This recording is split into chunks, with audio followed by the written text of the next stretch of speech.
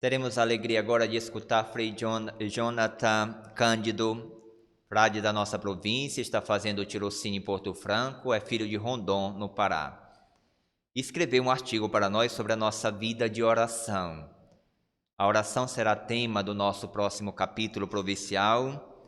Não é apenas um tema na vida do frade, é a alma da nossa espiritualidade. O frade deve dar de fato primazia sobre a vida de oração, e todos esses argumentos o Frei Jonathan trabalha de modo muito claro no seu artigo. Apresenta também o decoro e a devoção naquilo que nós fazemos no campo litúrgico e na vida espiritual, e de modo especial trata da liturgia das horas, que é a oração da igreja e oração acolhida por São Francisco e deixada como herança a todos nós em comunhão de fidelidade com a Santa Igreja. Mas agora nós escutaremos o Frei Jonathan, aquilo que é fruto do seu estudo e da sua reflexão.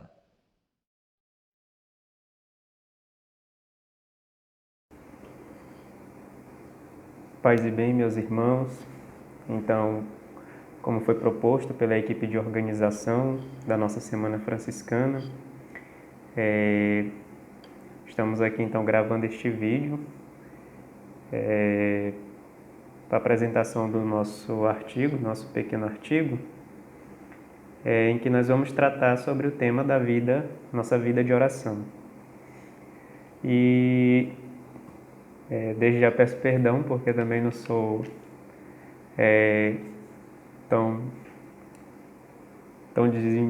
tenho uma boa desenvoltura para poder gravar e fazer essas coisas, mas eu estou dando o meu melhor.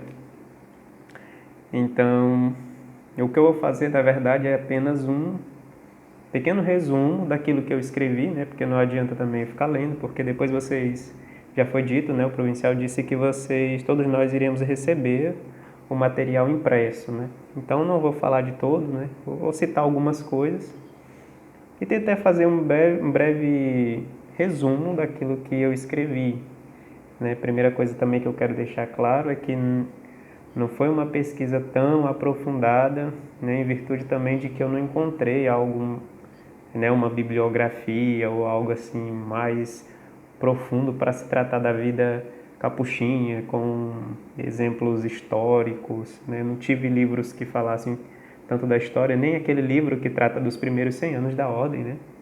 Infelizmente aqui no nosso convento nós não temos, né? Nem os frades têm. Então, eu não usei esse livro, que poderia ter sido também uma boa base para mim, mas eu peguei dos documentos da ordem, né? Aquilo que nós precisamos saber, sobretudo, que falam sobre a nossa prática da vida de oração, né? Primeiro de tudo, as nossas constituições, né? Que foi praticamente o documento principal, né? Praticamente todo o artigo ele vai ter citações daqui das nossas constituições. E depois, o segundo livro principal que eu utilizei foi do Frei Francisco Poliani, que ele dedica um capítulo inteiro só para comentar sobre a nossa vida de oração, né? A vida de oração dos capuchinhos, onde ele vai fazendo a interpretação das nossas constituições, dos trechos, muito detalhadamente. E está lá no capítulo 3, né? Onde ele trata sobre a nossa vida de oração. Depois alguém, se quiser também, pode recorrer, muitas pessoas já têm esse livro. É um bom subsídio, né? Explica muito bem. Como também os CPOs, né? O segundo CPO, realizado em Taizé, né? Na França, em 1973. Depois também o quinto CPO, que apesar de falar sobre a nossa vida apostólica, ele trata logo no seu início sobre a nossa vida de contemplação. Então é muito proveitoso para dizer que a nossa vida apostólica, a nossa vida missionária, ela se sustenta a partir da nossa vida contemplativa, né? Nossa vida de oração. Certo. Então, fazendo uma breve introdução, primeiro de tudo nós sabemos que a vida de oração ela é algo importante para a vida não só de todo frade ou de todo religioso, mas ela é fundamental na vida cristã, né? E a vida de oração cristã, ela tem o seu modelo, ela tem o seu norte, suas características, e dentro dessa grande dimensão da oração cristã, nós temos aquilo que se torna parte, podemos dizer assim, do carisma, né? Algo particular de uma congregação, de um movimento, nesse caso da nossa ordem, né? Aquilo que modelou a nossa forma de rezar, e sem dúvida isso está muito ligado ao princípio, né, da nossa ordem, ligado aos primeiros desejos, aos anseios, né? Tudo aquilo que os frades quiseram nos deixar como herança, né? Passando para nós como algo que deveria ficar imprimido, né? Como característica da ordem. E isso é particular nosso na nossa forma de rezar, né? Como a nossa vida, como o nosso carisma, ele modela a nossa prática de oração. Primeira coisa, eu queria só falar sobre uma pequena citação até do Boaventura, né? Para não me estender muito, que o Boaventura diz que a função do religioso, em primeiro lugar, seria, no caso, rezar, né? Não é à toa que também São Boaventura ele começa a sua mística, quando ele fala do itinerário, a porta de entrada ou o início do itinerário se dá justamente na oração, para a alma poder ascender a Deus, né? Isso para dizer que São Boaventura nos falava que quando o religioso ele não leva essa vida reflexiva, essa vida de contemplação, de meditação, de oração, ele acaba se desvinculando da sua realidade, né? Ele perde a sua razão de ser, perde a essência de ser de fato religioso. Ele diz que o religioso se torna um peixe fora d'água. Ele carrega num corpo vivo uma alma morta, porque não reza. Isso para dizer que a oração ela é tão importante para os cristãos de modo geral, mas sobretudo para nós enquanto religiosos, porque é característica própria nossa, né? De todos os ofícios que nós poderíamos realizar, o ofício divino é o principal, né? É por isso que ele toma, então, boa parte do nosso dia. Nós consagramos também as horas com a obrigação de rezar o ofício divino. Então, as perguntas que norteiam o nosso trabalho seriam justamente 3. O que é a oração para os capuchinhos? Aqui se trataria propriamente de uma espécie de uma pequena definição ou um conceito que nós encontramos justamente nas nossas constituições. Qual lugar a oração ela ocupa na tradição da ordem, e não só na tradição, na vida capuchinha de modo geral, né? Inclusive hoje, na nossa época, ou qual lugar ela deveria ocupar, e qual a relação da oração e a vida fraterna, né? Porque nós sabemos que o nosso carisma é primordialmente viver a fraternidade. E como se liga, como essas duas coisas elas estão juntas, né? E como uma sem a outra acaba deixando a fraternidade manca, ou a nossa vida consagrada manca, né? Então, o objetivo do nosso trabalho não é aqui, e também não foi o meu objetivo, né? E vocês não vão encontrar isso porque não tem uma linguagem rebuscada e tudo mais.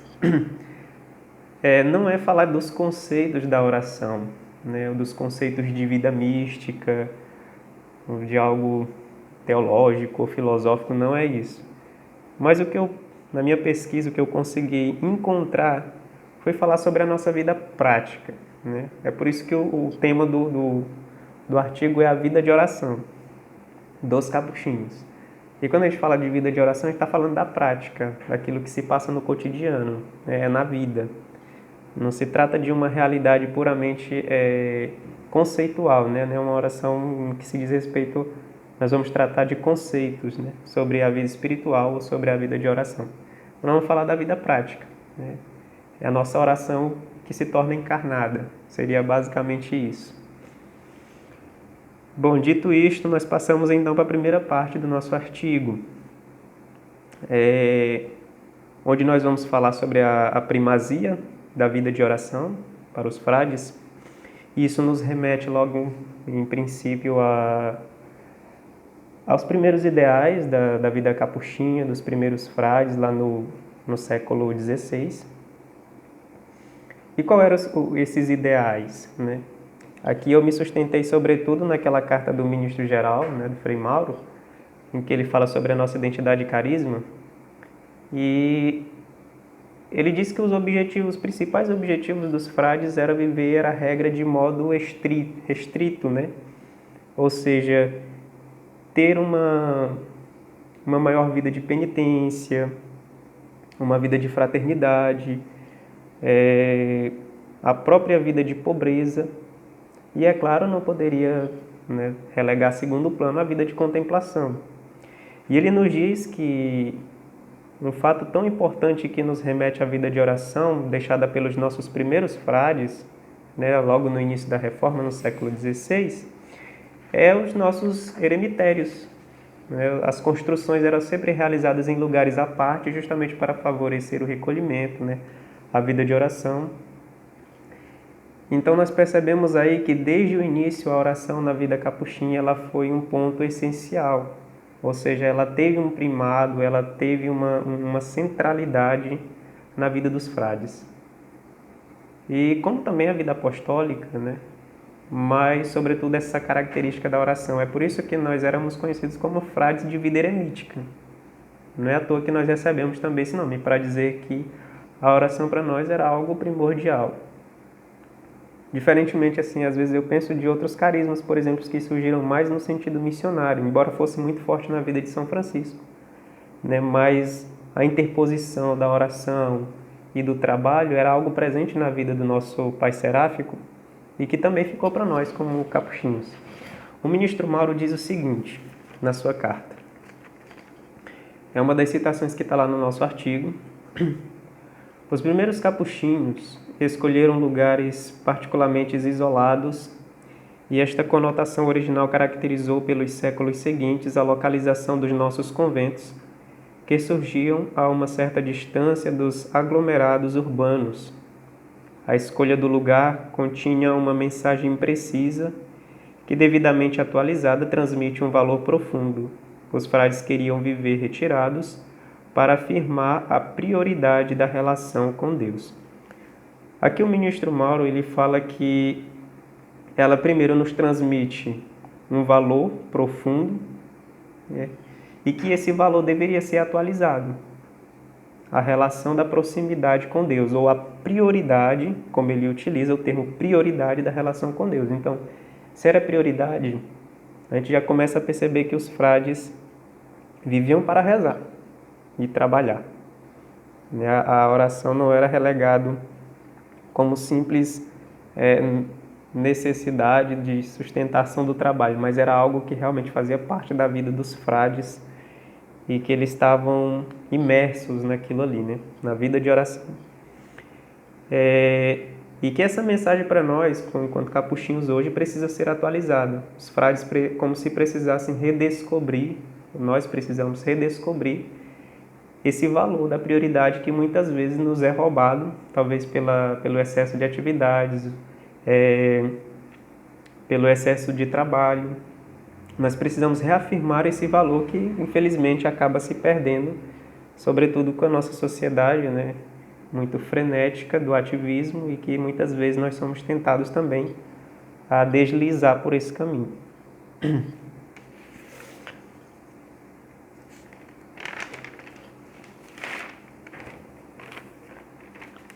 Certo, então agora nós vamos falar um pouco sobre a nossa oração capuchinha. A nossa oração capuchinha, né, segundo as nossas constituições, ela deixa bem claro que, se nós pegarmos o capítulo 3, que faz consonância com o terceiro capítulo da nossa regra, onde São Francisco trata sobre a vida de oração e o jejum, o nosso capítulo 3, o capítulo 3 das Constituições, no número 45, já no parágrafo 45, né, ali, número 45, no parágrafo 1, onde ela faz uma pequena definição. Se nós ficarmos bem atentos, nós vamos perceber que existe uma definição aqui sobre o que é a oração capuchinha e como se dá essa relação, né? Como se dá esse modo de oração capuchinha. A oração a Deus, diz as nossas constituições, como respiro de amor, nasce da moção do Espírito Santo pela qual o homem interior se põe à escuta da voz de Deus que fala ao coração. Aqui nós percebemos quase duas definições. mas é tudo junta em uma só. A primeira coisa é que a oração ela é um respiro de amor, né? O Frei Francisco Poliani, ele vai comentar isso aqui, ele divide em 4 tópicos, né, para dizer essas relações, né? Ele vai meio que destrinchando esse conceito de respiro de amor. Mas para dizer que esse respiro é algo vital na vida do capuchinho, né? Ou seja, é algo como uma prioridade, né? Por isso vital, tanto quanto respirar. É respiro de amor porque é algo vital, né? Que sem respiro o homem não vive, assim como é inerente que o homem respire para poder viver, sem respirar ele não vive. Da mesma forma, a nossa alma, se não reza, ela morre. É por isso São Boaventura dizia, carrega no corpo vivo uma alma morta, né? Porque não respira a oração. E a oração, como nós sabemos na vida mística, ela é quase sempre considerada como um genuíno ato de amor, né? Santa Teresa também coloca isso no seu livro Castelo Interior, e que a Igreja também pega isso como parte da mística da oração cristã também, para dizer, né? Na mística cristã de modo geral. Depois ela nos define também aqui que a oração ela é um falar a Deus com o coração. Não se trata de falar a Deus simplesmente com a boca, mas é colocar tudo aquilo que nós somos, né, de um modo inteiro, os sentimentos, a afetividade, como nós vamos ver que na nossa oração franciscana a afetividade ela conta, porque São Francisco rezava de modo afetivo. Isso não quer dizer de modo sentimental ou sentimentalista, mas é algo afetivo. É o homem que se relaciona no íntimo do seu coração com Deus, sendo Deus que primeiro vem ao encontro do homem pela ação do seu Espírito Santo, porque o Espírito Santo ele move a nossa vontade, ou ele predispõe a nossa vontade ao encontro de Deus, que é uma necessidade que está escrita no coração de cada um de nós, né? Necessidade que o homem tem de manter essa relação com Deus. Então é o Espírito Santo que nos prepara e Deus que vem primeiramente ao nosso encontro e nos chama, nos predispõe a nos comunicarmos com Deus. E na nossa oração franciscana ela é afetiva, porque nós encontramos esse exemplo na vida de São Francisco, e um fato muito que nós podemos encontrar, um fato bem importante ou bem visível, nós encontramos lá em 2º Celano, e eu coloquei essa citação como citação de nota de rodapé, mas ela foi fundamental para dizer sobre a relação afetiva da nossa oração, dessa relação de intimidade, onde nós falamos a Deus com o coração. Lá em 2º Celano diz: quando rezava, isso São Francisco, nas florestas ou nos lugares ermos, enchia os bosques de gemidos, derramava lágrimas por toda parte, batia com a mão no peito e, achando-se mais oculto que num esconderijo, conversava muitas vezes em voz alta com seu Senhor.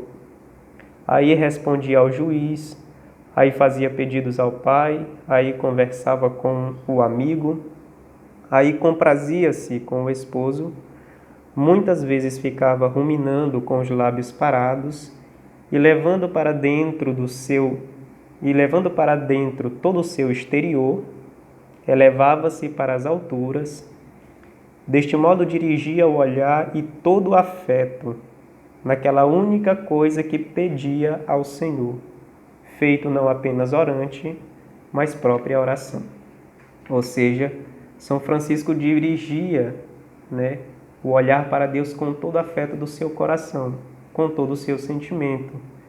E esse sentimento que muitas vezes nós vamos perceber que ele se revela em uma atitude de louvor. É por isso que São Francisco louvava a Deus por todas as criaturas, louvava a Deus pela vida, pela irmã morte, porque ele compreendeu que a relação afetiva com Deus ela gera o louvor, E os nossos comentadores, no caso Frei Francisco Poliani também diz isso, que esse ato afetivo ele se configura num ato de louvor a Deus, onde nós passamos a reconhecer essa grandiosidade de Deus e nos colocamos então em atitude de louvor e de adoração.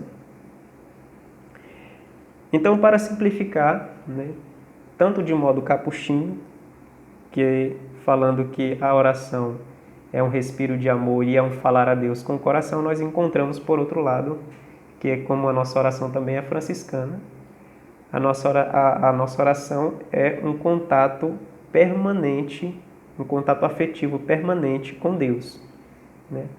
Então, a nossa oração é um falar a Deus com o coração e, ao mesmo tempo, a oração é um permanente contato afetivo com Deus.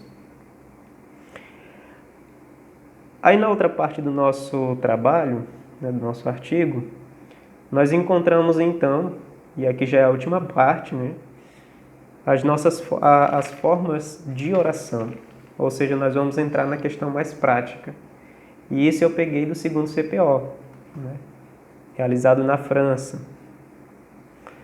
Porque lá ele divide, né, as dimensões da nossa vida de oração, que é algo que nós já conhecemos por experiência, que é a nossa oração nas dimensões litúrgicas, fraternas, né, oração litúrgica, fraterna e oração particular. Essas 3 dimensões da nossa vida de oração. Em primeiro lugar, a liturgia, que tem como cerne o mistério pascal de Cristo.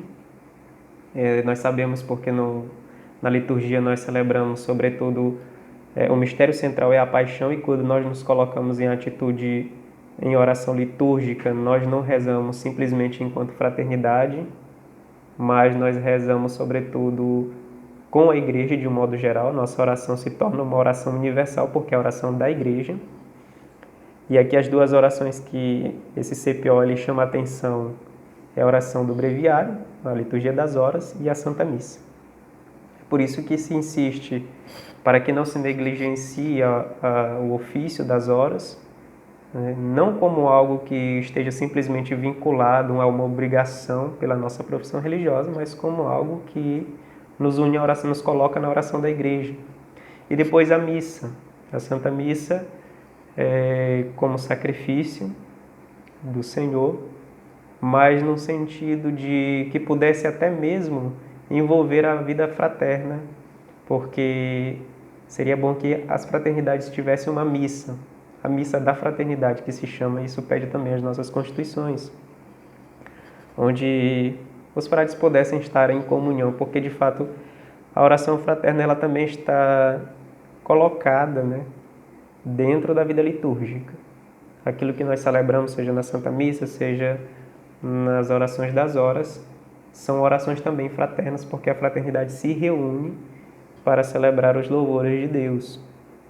E isso deve ser bem celebrado, ou ter o decoro, né, litúrgico, como pede também as normas, né, para melhor celebração. Mas só que tanto a oração fraterna quanto a oração litúrgica, ela é sustentada sobretudo pela oração particular. Porque quanto mais intensa e mais viva for a nossa oração pessoal, a nossa oração particular, mais intensa e viva será a forma como nós nos dedicamos às outras 2 formas de oração, a fraterna e litúrgica. E uma característica em comum, ou particular, que é nossa, e que aqui os documentos da nossa ordem diz, né, sempre reafirmam, em todos os que eu li, sempre disseram e continuam afirmando que a oração mental é a nossa forma de oração por excelência. Ou seja, a nossa vida de contemplação, de intimidade com Deus. Não é falar somente, não é falar com a boca, mas é se colocar na presença de Deus. É aquilo que nós dissemos no início, é falar a Deus com o coração. É saber-se que está na presença de Deus, ou reconhecer-se que está na presença de Deus. Então, o que se deveria fazer? As nossas constituições, então, começam a fazer certas cobranças a nós. Promover o espaço de oração, promover o espaço do silêncio dentro das fraternidades, para que possa haver essa vida de oração mental, esse proporcionar a vida de oração mental, dentro das fraternidades, onde não possa haver também a dispersão. Por isso a guarda do silêncio, né? Fazendo pelo menos aquela 1 hora, né, de recolhimento diário, de meditação, de oração mental.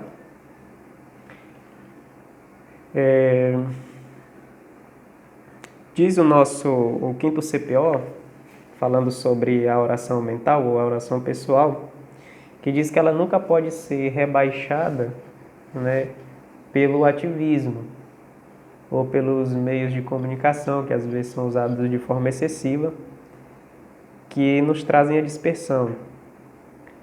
Diz o quinto CPO que a dissipação interior, que busca uma compensação no ativismo, compromete seriamente, por um lado, a experiência de Deus na oração e na escuta da palavra, e, por outro lado, o diálogo espiritual com os confrades. Nasce daí uma incapacidade de ser orantes e, mais ainda, de ser homens experimentados que iniciem e acompanhem os outros na oração. Bom, aqui são 3 coisas que ele fala: a incapacidade de ser orantes, a incapacidade de ser homens e a incapacidade de iniciarem os outros na oração. A capacidade de sermos orantes, nós perdemos essa capacidade de sermos orantes, porque quanto menos a gente reza, mais difícil se torna para iniciar o processo de rezar. Então, o processo da oração se dá assim. E depois, uma incapacidade de ser homem, porque a pessoa que é um frade que não reza, ele prejudica, de certa forma, a fraternidade. É o que está dizendo o CPO, né?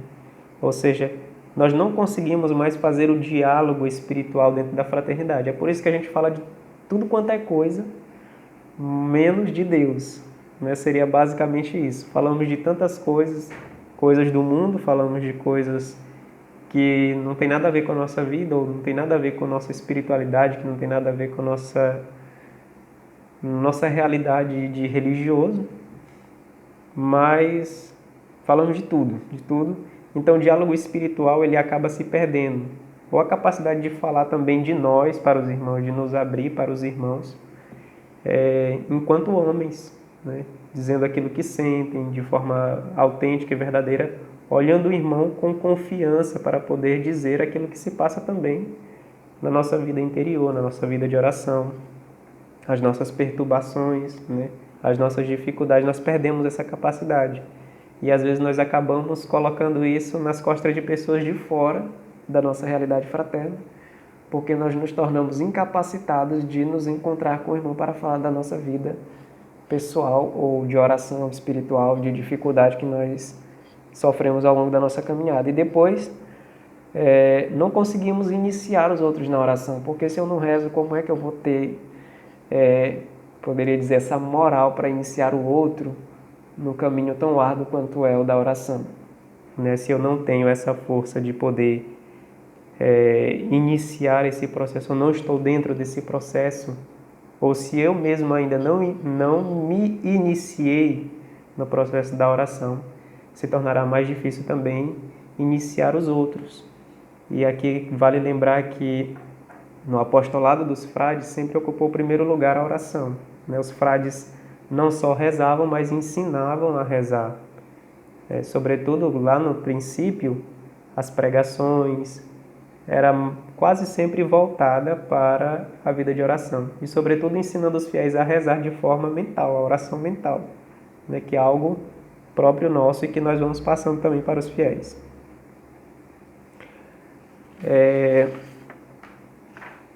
Então, para encerrar, né, nós entendemos que a oração mental ela é a mestra espiritual da vida dos frades.